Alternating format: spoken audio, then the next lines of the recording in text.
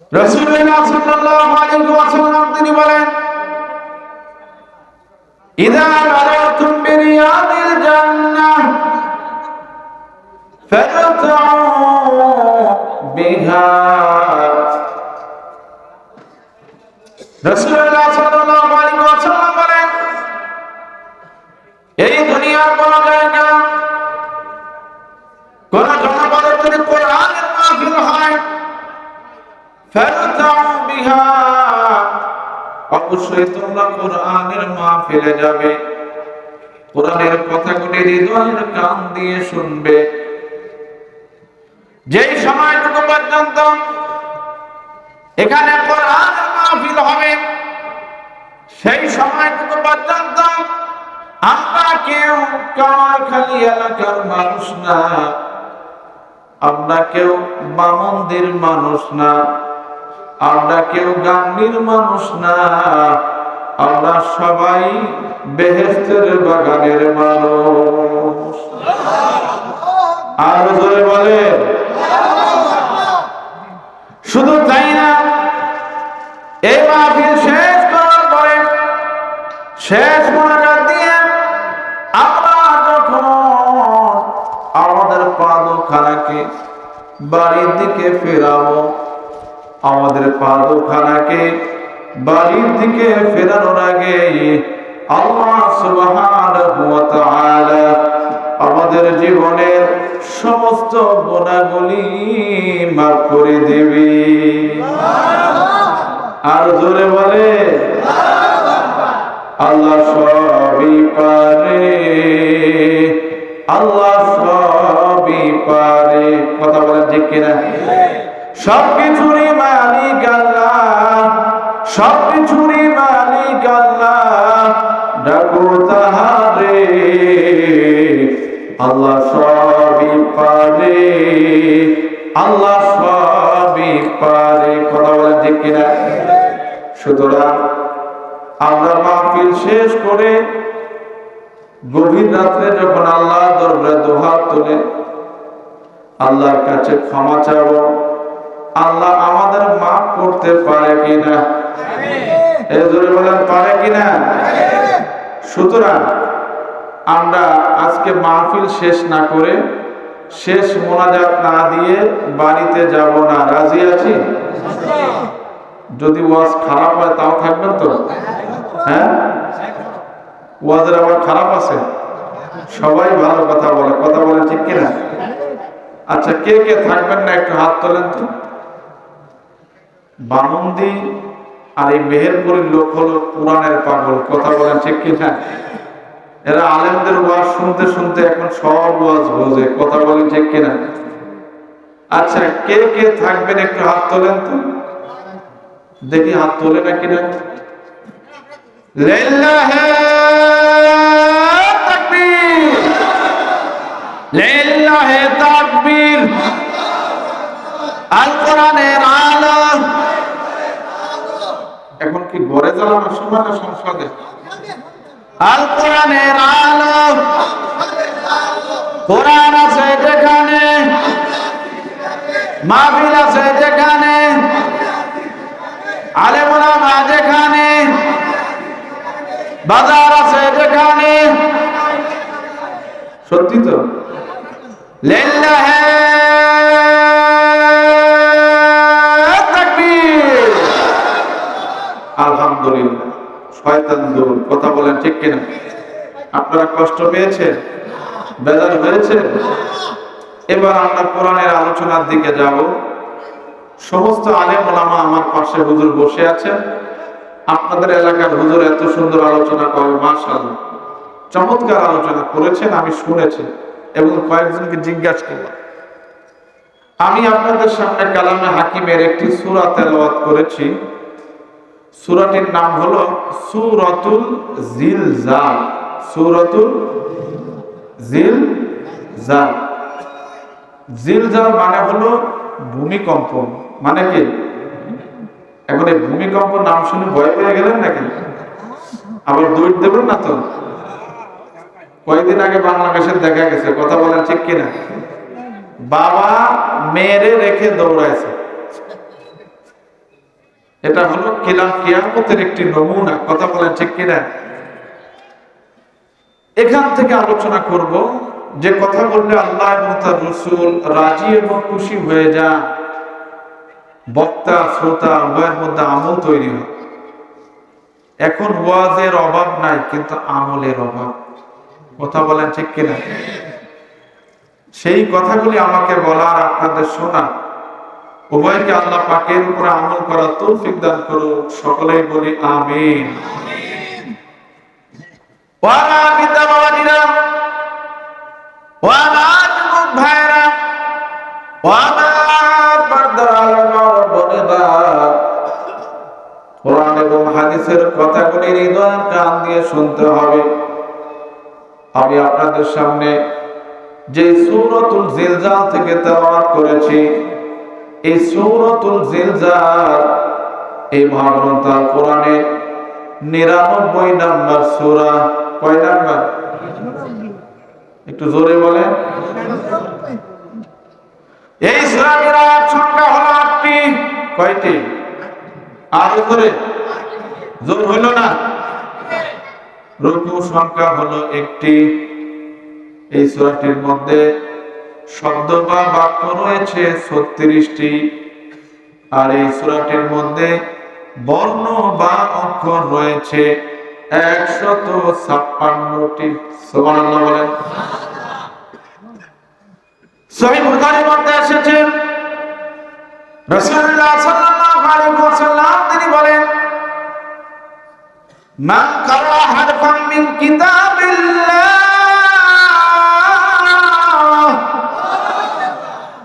ফালাহু বিহি হাসানাতুন ওয়াল হাসানাতু বিআশরি আমসালিহা। আল্লাহ রাসূল বলেন, এ আমার উম্মতেরা, দুনিয়ার কোন সায়েন্সের কিতাব পাঠ করলে আল্লাহ অক্ষরে অক্ষরে সওয়াব দেয় না। দুনিয়ার কোন মেডিকেলের কিতাব পাঠ করলে আল্লাহ অক্ষরে অক্ষরে সওয়াব দেয় না। দুনিয়ার কোন ইতিহাসের কিতাব পাঠ করলে আল্লাহ অক্ষরে অক্ষরে সওয়াব দেয় না। একমাত্র ব্যতিক্রম হলো এই মহাগ্রন্থ আল কোরআন। যে মহাগ্রন্থ আল কোরআনের একটা অক্ষর যদি তেলাওয়াত করা হয়, ওই একটা অক্ষরের তেলাওয়াত যদি হৃদয় দিয়ে শোনা হয়, এর বিনিময়ে আল্লাহ সুবহানাহু ওয়া তাআলা আবার আপনার আমলনামায় 10টি করে নেকি লিখে দেয়। আর জোরে বলে, প্রতিটি হরফে 10 নেকি আছে, আমলে জমা হয়। কথা বলেন ঠিক কিনা? শুধু আমলে জমা হয় না, আল্লাহ গুনাহগুলি মাফ করে দেয়, আল্লাহ নেকি দিয়ে ভরপুর করে দেয়। সুবহানাল্লাহ। পাপের খাতা হতে পাপ যায় তোমার হেঁটে, নেকিতে হয় বোঝাই। এই এমনই কোরআন মিলে সবারই দেওয়ায়, কোরআন মধুর বাণী আমি যখনই শুনি আমার মন ভরে যায়। শোনো মুমিন মুসলমান, পড়ে দেখো না কোরআন, শুনে দেখো না কোরআন, কত শান্তি পাওয়া যায় কোরআন মধুর বাণী। আল্লাহু আকবার। কষ্ট হচ্ছে আপনাদের? আমার কথা বুঝতেছেন? এখন সূরাটি কোথায় নাজিল হয়েছে? এই মহাগ্রন্থ আল কোরআনের মধ্যে 114টি সূরা রয়েছে। এই 114টি সূরা অধিকাংশ ছোট সূরা আল্লাহ নাজিল করেছে মক্কায়। এই মহাগ্রন্থ আল কোরআনে প্রায় 86টি সূরা আল্লাহ নাজিল করেছে মক্কায়। আর এই মহাগ্রন্থ আল কোরআনের অধিকাংশ বড় সূরা আল্লাহ নাজিল করেছে মদিনায়। এই মহাগ্রন্থ আল কোরআনে প্রায় 28টি সূরা আল্লাহ নাজিল করেছে মদিনায়। ও আমার বৃদ্ধ বাবাজিরা, ও আমার যুবক ভাইরা, আমি আপনাদের সামনে যে সূরাতুল জিলজাল থেকে তেলাওয়াত করেছি, মাত্র 8 আয়াত সম্বলিত আয়াতের দিক থেকে যদিও এটি ছোট সূরা, কিন্তু আল্লাহ সুবহানাহু ওয়া তাআলা নাযিল করেছে মদিনা। আর জোরে বলে নবীর রওজা শরীফ দেখে মন ভরে না, দিদার দাও গো শাহে মদিনা। রাসূলের দিদার আমরা চাই কি চাই না? এই জোরে বলে নবীর রওজা শরীফ দেখে মন ভরে না, দিদার দাও গো শাহে মদিনা। কথা বলেন ঠিক কিনা? আরশের মেহমান করেছেন আল্লাহ, কত শান কত মান মোর কামলিওয়ালা। কথা বলেন ঠিক কিনা? ও গো মদিনাওয়ালা করো করুণা, দিদার দাও গো শাহে মদিনা। আল্লাহু আকবার। তো সূরাটি নাজিল হয়েছে মদিনায়। কোথায়? আমি এই সূরার অন্য প্রেক্ষাপটে যাব না, শুধু এতটুকু জানতে চাই আমরা সূরাটি কেন নাজিল হয়েছে, কারণ কি, এটা জানার দরকার আছে কিনা? এই জোরে বলেন আছে কিনা? তাফসীরে কিতাবের মধ্যে এসেছে হযরত সাঈদ ইবনে জুবায়ের রাদিয়াল্লাহু তাআলা বলেন, আল্লাহ সুবহানাহু ওয়া তাআলা যখন এই কালামে হাকিমে সূরাতুদ দাহার ৮ নম্বর আয়াতে কারিমা নাযিল করলেন। কয় নম্বর? আল্লাহ সুবহানাহু ওয়া তাআলা বললেন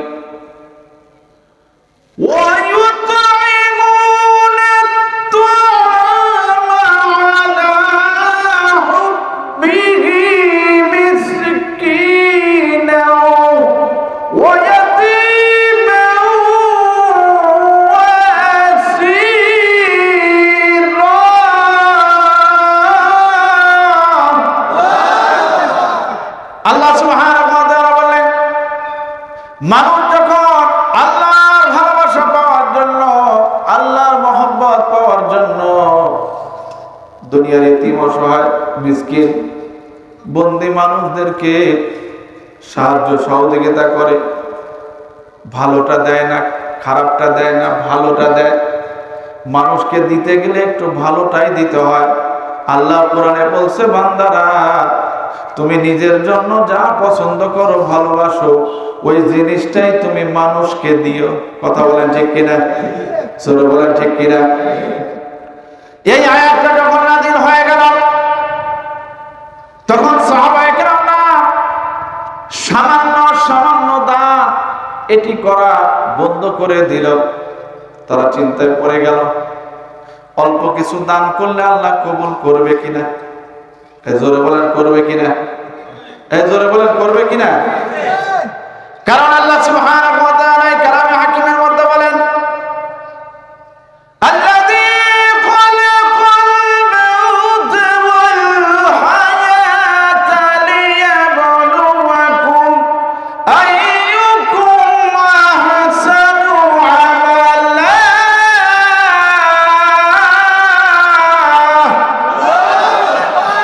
আল্লাহ সুবহানাহু ওয়া তাআলা বলেন, হে দুনিয়ার মানুষরা, আমি আল্লাহ সুবহানাহু ওয়া তাআলা তোমাদের হায়াত, তোমাদের মওত এটি আমি আল্লাহ তৈরি করেছি। আমি আল্লাহ দেখতে চাই আইয়াকুম আহসানু আমালা। আল্লাহ বলেন না আইয়াকুম আকতারু আমালা, কে বেশি করে। আল্লাহ সেটা না বলে বলেছেন আইয়াকুম আহসানু আমালা, কে সুন্দর আমল করে, কার আমলটা কিয়ামতে বেশি ভারী হবে। কথা বলেন ঠিক কিনা? আপনি যদি ইখলাসের সাথে আল্লাহর রাস্তায় 1 টাকাও দান করেন, ওটা যদি সত্যি আল্লাহর জন্য হয়ে থাকে, ওই 1টা টাকায় আপনার মিজানের পাল্লাকে ভারী করতে পারে কিনা? এই জোরে বলেন পারে কিনা? তো সম্মানিত হাজরিন, যেহেতু সাহাবায়ে কেরাম লজ্জাবোধ করছিলাম আল্লাহ সুবহানাহু ওয়া তাআলার রাস্তায় অল্প জিনিস দান করার ক্ষেত্রে ইন দি মিন টাইম আল্লাহ সুবহানাহু ওয়া তাআলা আমার আপনার প্যারা হাবিবের উপরে এই সূরাতুল জিলজাল নাজিল করে দুনিয়ার মানুষকে জানিয়ে দিল ফাবাই ইয়ামাল মিসকাল যাররাতিন খায়রান ইয়ারা। আল্লাহু আকবার। আল্লাহ পাক বললেন সামান্য যদি হয়, সেটা যদি আল্লাহর জন্য হয়, কিয়ামতে তোমার মিজানের পাল্লা ভারী করে। সুতরাং কোন জিনিসকে ছোট করে দেখা যাবে? জোরে বলেন যাবে, আর জোরে বলেন যাবে। এরপরে 2 নাম্বার, কিছু মানুষের মধ্যে এই চিন্তা চলে আসলো কিয়ামতের ময়দানে আল্লাহ সুবহানাহু ওয়া তাআলা হয়তো বড় গুনার হিসাব নেবে, ছোট গুনার হিসাব মনে হয় নেবে না। নেবে কিনা? জোরে বলেন নেবে কিনা? কিয়ামতের ময়দানে আল্লাহ সুবহানাহু ওয়া তাআলা মানুষকে প্রায় 9 থেকে 10টি জায়গা প্রশ্নের সম্মুখীন করবে। এর মধ্যে অন্যতম একটি হলো সূরাতুল বনী ইসরাঈল 36 নম্বর আয়াতের মধ্যে আল্লাহ সুবহানাহু ওয়া তাআলা বলেন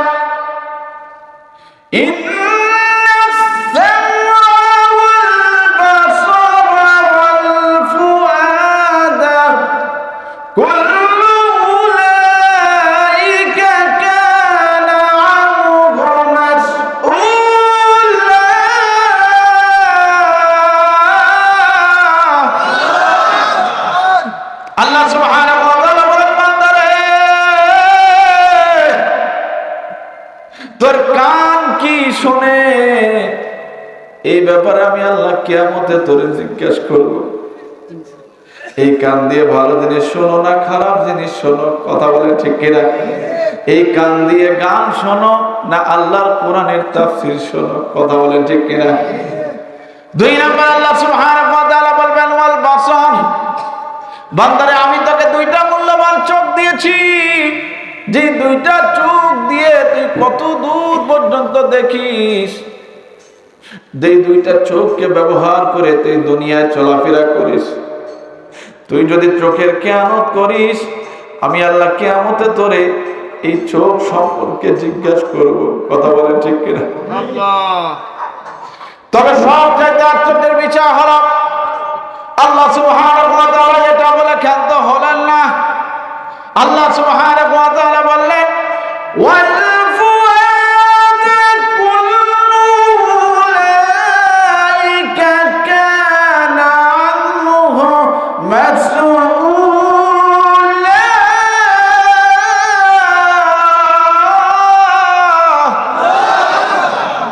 আল্লাহ সুবহানাহু ওয়া তাআলা বলেন বান্দারে তোর অন্তর কি চিন্তা করে? ভালো চিন্তা করে না খারাপ চিন্তা করে? আমি আল্লাহ কিয়ামতের ময়দানে এই ব্যাপারেও জিজ্ঞাসা করব। এই জন্য সম্মানিত হাজিরিন, শরীয়তের বিধান হলো একটা নেক আমল যত ছোটই হোক ওটাকে ছোট মনে করে ছেড়ে দেওয়া যাবে? জোরে বলেন যাবে? আজকে কোরআনের মাহফিল এখানে হয়েছে, হয়তো বেশি আয়োজন নাই, কথা বলার যে কিনা, বেশি লাইট আর ফুটুম ফাটাং নাই, এটা আঞ্চলিক ভাষায় বললাম। তবে একটা কথা মনে রাখতে হবে, এই কোরআনের মাহফিল আমাদের জন্য কিয়ামতের ময়দানে নাজাতের ওসিলা হতে পারে কিনা? জোরে বলেন।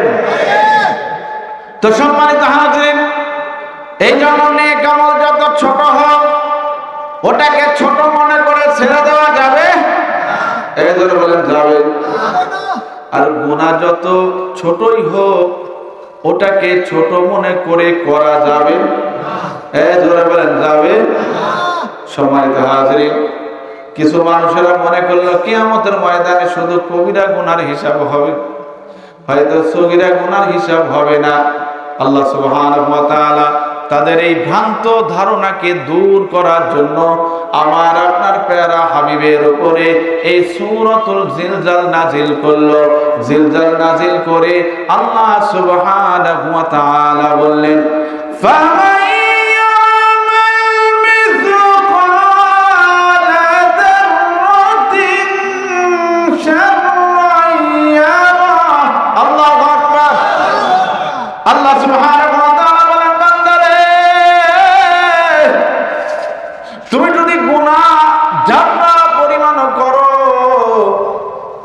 কিয়ামতের ময়দানে কিন্তু তুমি হিসাবের সম্মুখীন হতে পারো।